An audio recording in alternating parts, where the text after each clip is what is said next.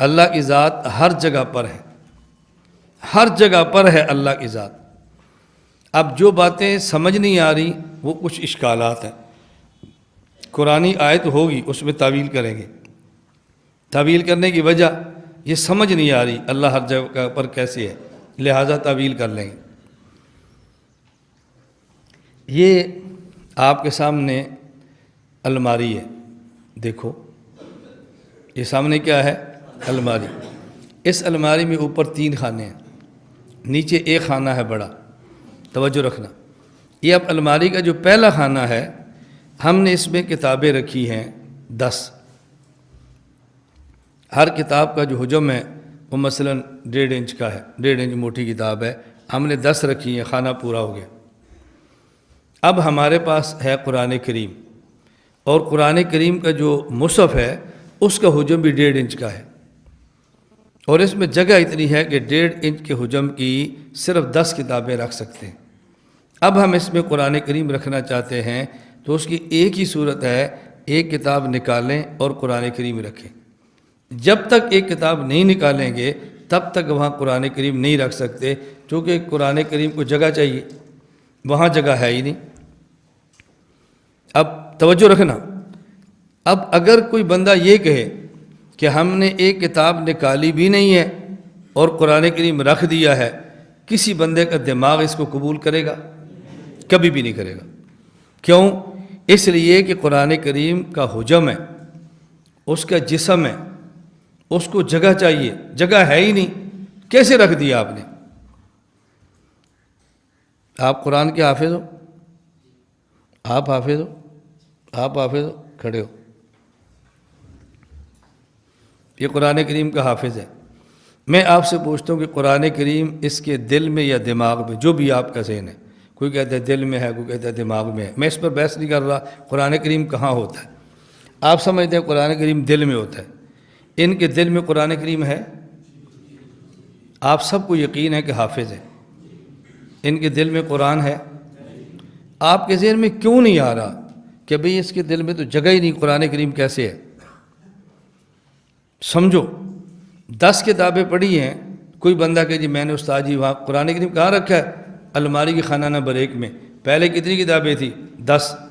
آپ سب ہنسو گے، کیسے رکھ دیا استاد جی، وہاں تو جگہ ہی نہیں تھی۔ یہ کہہ رہے میں قرآن کریم کا حافظ ہوں، آپ کہتے ہیں قرآن دل میں ہوتا ہے، کوئی کہتا ہے قرآن دماغ میں ہوتا ہے۔ چلو جہاں بھی ہے، اگر دل میں بھی ہے، کسی کو اشکال آ رہا ہے کہ وہاں جگہ ہی نہیں ہے، اس نے قرآن کیسے رکھا ہوا ہے؟ دماغ میں جگہ ہی نہیں ہے، قرآن کیسے رکھا ہوا ہے؟ یہی طالب علم کہہ دے میں نے قرآن و الماری کے خانہ نمبر 1 میں جہاں 10 کتابیں پہلے تھی وہیں رکھا ہے، آپ مان لو گے؟ نہیں مانو گے۔ یہی طالب علم کہہ رہا ہے قرآن کریم میرے دل میں ہے، آپ مان رہے ہیں؟ دونوں میں فرق کیا ہے؟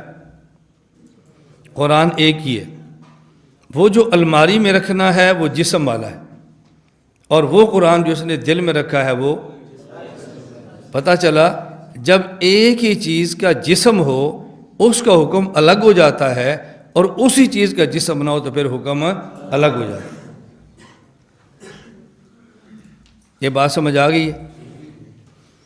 دیکھو اس کے سینے یا دل میں قرآن ہے، کیونکہ حافظ ہے نا، میں اوپر بیٹھا ہوں، یہ نیچے بیٹھے، کسی کے ذہن میں اشکال آ رہا ہے کہ استاد جی آپ بے ادب ہیں، دیکھو قرآن نیچے آپ اوپر بیٹھے ہیں، کسی کے ذہن میں اشکال آ رہا ہے؟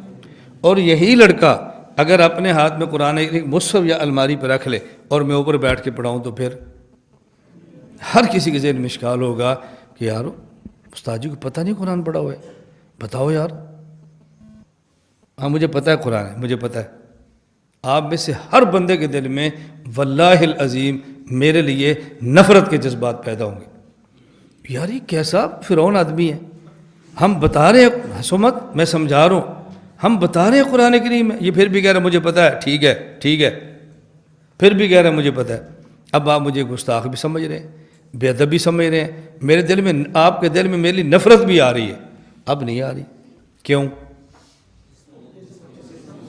وہ جو قرآن اس کے دل میں ہے یا دماغ میں وہ بغیر جسم کے ہے، اور جو تپائی پہ رکھنا ہے وہ جسم والا ہے۔ ایک طالب علم ہے، ہم طلبہ کی باتیں کرتے چونکہ ہمیں پیار ایسے ہے، ہم اچھی اچھی مثالیں انہی کے لیے دیتے ہیں۔ ایک طالب علم ہے، اس کی شادی ہوتی ہے، اس کے گھر میں آنے والی دلہن قرآن کی حافظ نہیں ہوتی، لیکن اس کو قرآن سے پیار بہت ہوتا ہے، ان پڑھ ہے، غیر حافظہ ہے، قرآن سے بہت پیار ہے۔ وہ جب قرآن میں اپنے گھر میں آئی ہے، والدہ نے رخصت کیا تو ساتھ اس کو قرآن دے دیا۔ اس نے بجائے قرآن کسی اور کو دینے کے اپنے سینے کے ساتھ لگا لیا۔ اب وہ جو ہی گھر میں داخل ہوتی ہے تو سب سے پہلے بالفرض اس کا دلہا ہے، شوہر ہے گھر میں، وہ سب سے پہلے قرآن کریم اٹھاتا ہے اور قرآن کریم کو چومتا ہے، آنکھوں سے لگاتا ہے، سر پہ رکھتا ہے۔ کسی کو تعجب ہوگا یار یہ کیسا بندہ قرآن چوم رہا ہے؟ کسی کو بھی نہیں ہوگا، اور اٹھاتا ہے اور اٹھا کے قرآن کریم کو اونچی جگہ پہ رکھ دیتا ہے۔ لیکن اس کے اب کسی طالب علم کی شادی ہوتی ہے اور اس کے گھر میں آنے والی دلہن قرآن کی حافظہ ہے، جو ہی گھر میں داخل ہوتی ہے سب سے پہلے اس کو چومتا ہے، اور اس جگہ کو چومتا ہے جہاں قرآن مجید ہم سمجھتے ہیں۔ لوگ سمجھتے قرآن میرے دل میں ہے تو وہ اسی جگہ کو چومے گا نا جہاں دل ہے۔ عورتیں دیکھ رہی ہیں، بے حیا، کچھ شرم کر، تیری ماں ہے، تیری بہنیں ہیں، عورتیں کھڑی ہیں، پاگل ہے تو؟ وہ کہتا ہے نہیں میں تو قرآن کو چوم رہا ہوں۔ اب اس کو وہ اٹھا لیتا ہے، بھائی کہاں لے جا رہا ہے؟ کچھ میں قرآن رکھنے کے لیے جا رہا ہوں۔ آپ بتائیں تعجب ہو رہا کہ نہیں؟ تو جب اس نے قرآن کریم کے مصحف کو لیا، چوما، آنکھوں سے لگایا، اونچی جگہ پہ رکھا، ہر کسی کے دل میں اس کی محبت بڑی ہے کہ ماشاءاللہ اس کو قرآن سے کتنا پیار ہے۔ اور اگر یہی قرآن والی لڑکی کو یوں چومنا شروع کر دے، ہر بندے کو تعجب ہوگا، افسوس ہوگا، اس کو بے حیا سمجھیں گے۔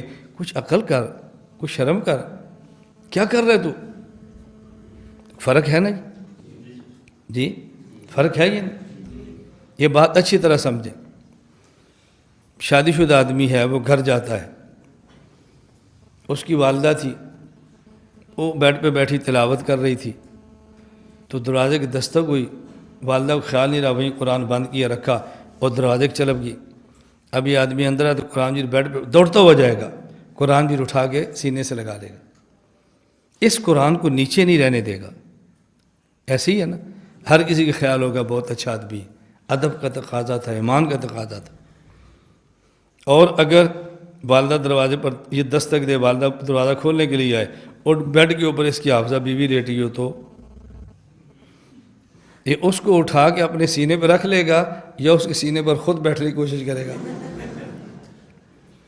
اب یہ سیدھا دوڑتا ہو جائے اور اپنی لیٹی ہوئی بیوی کے اوپر پیار سے لیٹ جائے، بات سمجھو، ماں کے ذہن میں آئے گا میرا بیٹا غلط ہے؟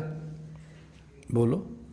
اگر گھر میں باپ نے دیکھ لیا، وہ یہ تو کہے گا بیٹا ایسے نہیں کرتے، مناسب نہیں ہوتا، تمہاری گھر والی ہے، اماں گھر میں ہے، دروازہ بند کرو، تم کیا کر رہے ہو؟ لیکن باپ اس کو برا کہے گا؟ بولو۔ اگر بہن کی نگاہ پڑ گئی، برا کہے گی؟ نہیں، اس وجہ سے کہ بیوی کے دل میں قرآن ہے، نہیں۔ دونوں میں فرق کیا ہے؟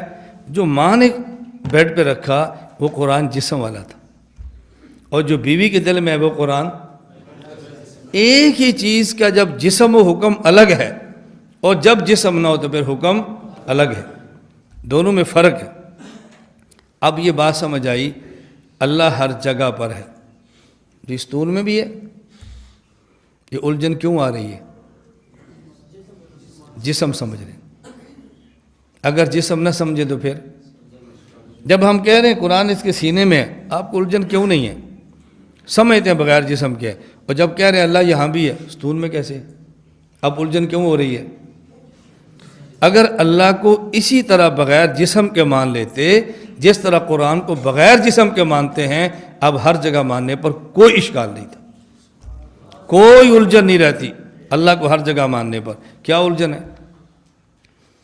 میں یہ بات اس لیے کہہ رہا ہوں، باقاعدہ بیانات میں اس عقیدے کے منکر عوام کو ہم سے متنفر کرنے کے لیے باقاعدہ یہ ترتیب اختیار، اللہ ہر جگہ پر ہے، میری کرسی کے نیچے بھی ہے، اور خدا نیچے ہے، اوپر کرسی رکھی ہے، اور کیسے بے ادب ہو تم؟